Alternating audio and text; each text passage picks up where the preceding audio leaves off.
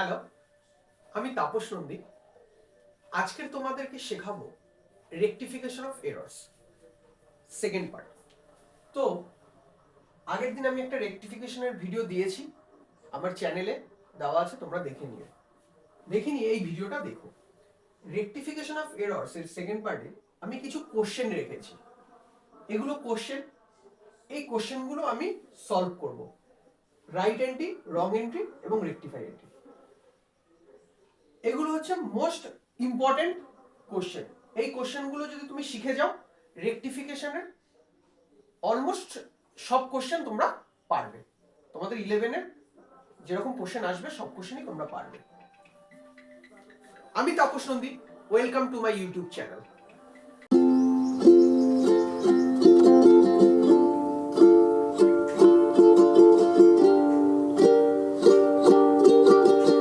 এবার বলছে sales day book is overcast. তো সেলস ডে বুক সেলস ক্রেডিটে বাড়ে, ডেবিটে কমে। তো রাইটে কিছু লিখবো না, রঙে কিছু লিখবো না, ডিরেক্ট রেকটিফাইতে লিখবো। ওভারকাস্ট হয়ে গেছে, সেলকে কমাতে হবে, তাই সেলস অ্যাকাউন্ট ডেবিট 1000, তাহলে কমে গেল সেলস টু সাসপেন্স অ্যাকাউন্ট। এইটা কিছু লেখার নেই মানে সাসপেন্স অ্যাকাউন্ট হয়ে গেল।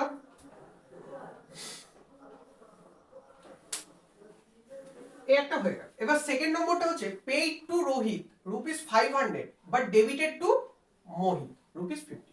তাহলে পেইড টু রোহিত জার্নাল কি হবে?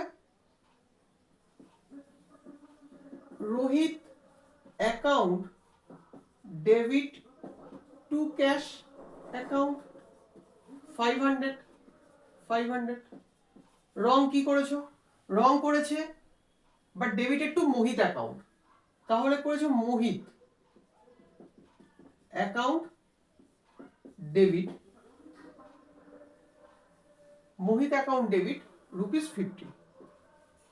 ক্যাশের কথা কিছু বলেনি, ক্যাশের কথা কিছু বলেনি।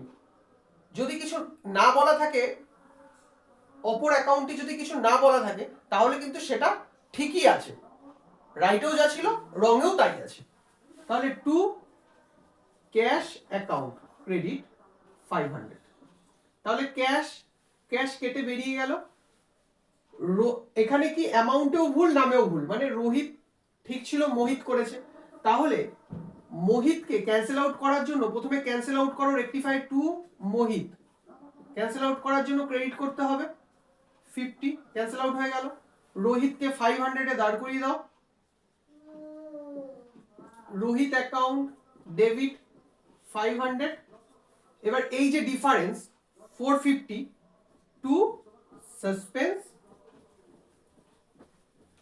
অ্যাকাউন্ট 450।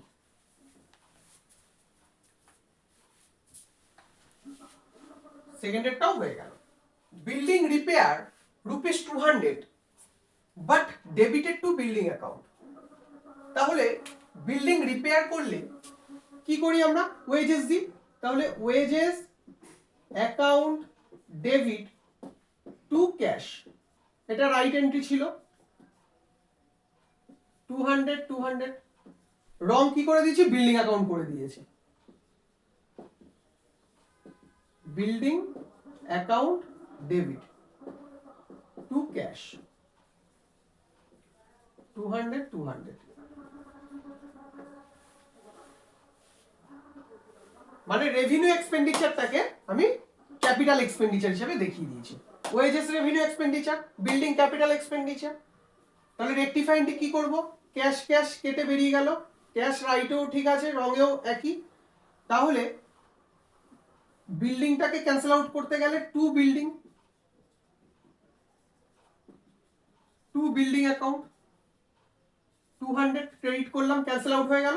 ওয়েজেসকে ডেবিট করে দেবো, wages account debit 200।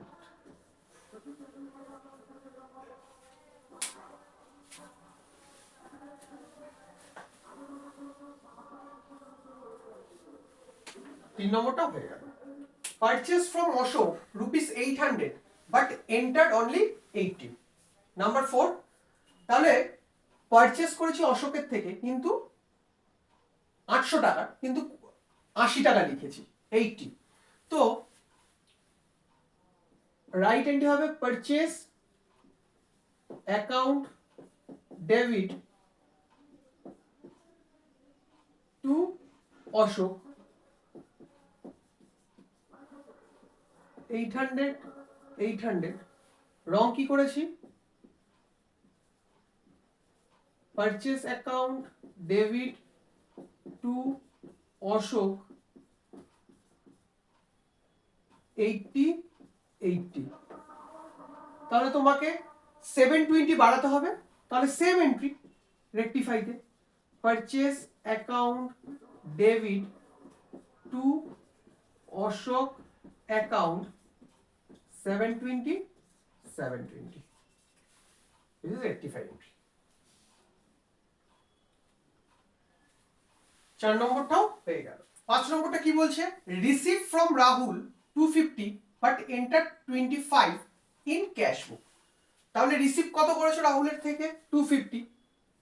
Right entry cash account debit two Rahul account 250 cash বুকে তুমি 25 লিখেছো, মানে ক্যাশটা তুমি 25 করে ফেলেছো। তাহলে ক্যাশ অ্যাকাউন্ট ডেবিট 25, আর অপোনেন্ট যে রাহুল আছে ওটার কথা কিছু বলেনি, সাইলেন্ট আছে, তার মানে ওটা রাইটে যা ছিল রঙেও তাই আছে, টু রাহুল অ্যাকাউন্ট 250। রেকটিফাইতে কি হবে, ক্যাশকে বাড়াতে হবে কততে, 225 এ। তাহলে ক্যাশ অ্যাকাউন্ট ডেবিট 225, এইটা কিছু লেখার নেই, টু সাসপেন্স অ্যাকাউন্ট 225।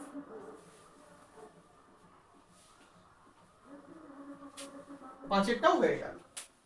6 এন্ট্রিটা বলছে at the time of construction of building wages paid ₹50,000 but debited to wages account। আচ্ছা, যখন আমরা কোনো কিছুর কনস্ট্রাকশন করি সেই সময় যত এক্সপেন্স করি সেটা কিন্তু সব ক্যাপিটাল এক্সপেন্ডিচার হিসেবে চলে যায়। যেমন আমি ধরো বিল্ডিং করছি, বিল্ডিং এ ওয়েজেস দিচ্ছি, যারা তৈরি করছে তাদেরকে আমরা ওয়েজেস দিচ্ছি, তাহলে সেটা কিন্তু বিল্ডিং অ্যাকাউন্টে চলে যাবে, ওয়েজেস অ্যাকাউন্টে যাবে না। তাহলে আমার at the time of construction of building wages paid 50,000, তাহলে এটা রাইট এন্ট্রিটা হবে building account debit to cash account 50,000। কিন্তু আমি করেছি কি wrongly, wages account debit to cash account 50,000। রেকটিফাইতে কি হবে, তার মানে ক্যাশ ক্যাশ ঠিকই আছে, ওয়েজেস ভুল আছে, তাহলে টু ওয়েজেস ক্যান্সেল আউট করলাম, বিল্ডিং অ্যাকাউন্ট ডেবিট।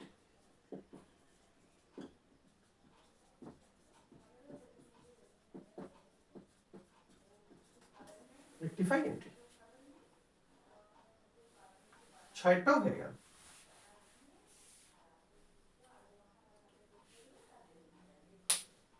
তো এই 6টা এন্ট্রি আশা করি তোমরা বুঝেছো। যদি ভালো লাগে কমেন্ট করো, কোথাও না বুঝতে পারলে কমেন্ট করো, বন্ধুদের সাথে অবশ্যই শেয়ার করো। আশা করি তোমাদের যে বই আছে বইয়ের চ্যাপ্টারের রেকটিফিকেশনের চ্যাপ্টারের শেষে যে কোশ্চেনগুলো আছে সেগুলো তোমরা করতে পারবে। কোনো অসুবিধা হলে আমাকে কমেন্টে জানিও, আমি অ্যান্সার করে দেবো। Thank you.